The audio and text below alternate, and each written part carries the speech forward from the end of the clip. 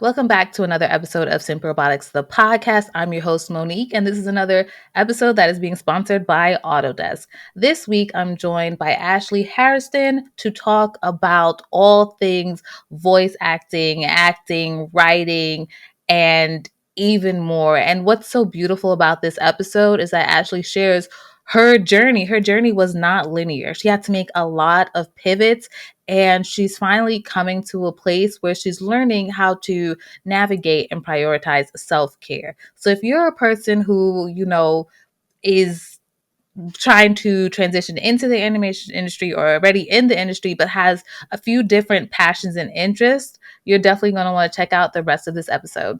Stay tuned.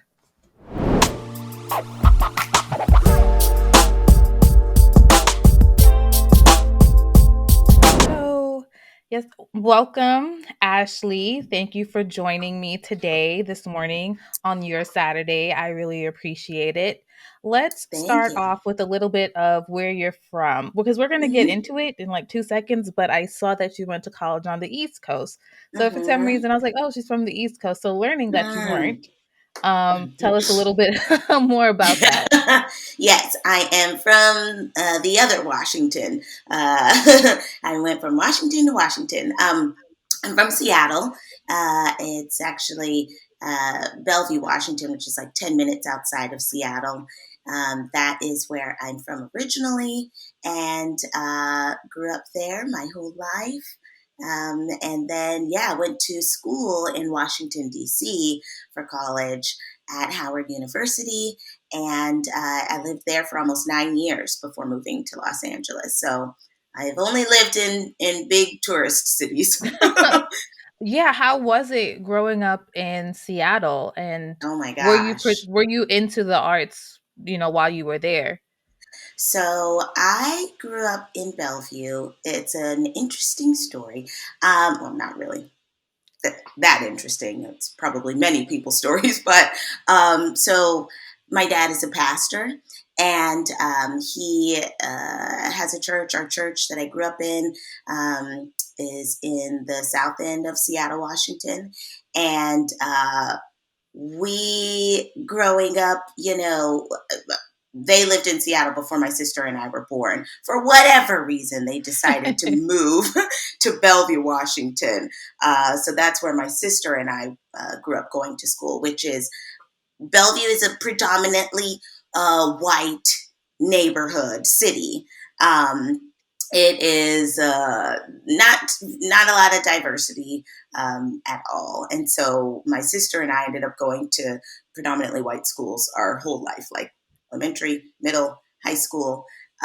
We then I never had a black teacher growing up. Like that's that was just the reality. I think I had one black substitute teacher one Wow. day.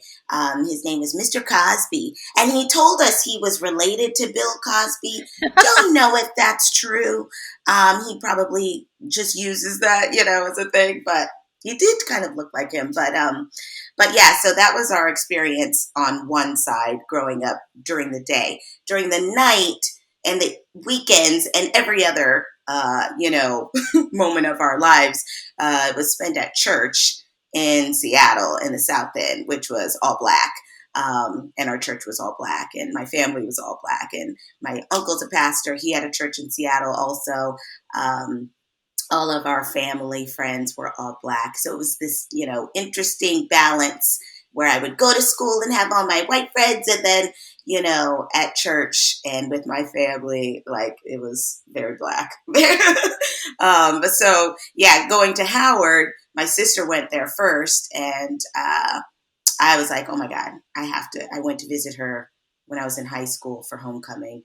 And I was Yep, like, oh my Howard God, I have Homecoming. to go to school here. Yeah, I was like, oh my God, I had never seen that many black people in one area at Hmm. one time. Like it was a culture shock, but it was like I was like, I have to go to this school. Like this is, I feel like I'd been traumatized growing up, being the only in all my classes and, my social circles, with friends and stuff, and going over to my friends' houses and just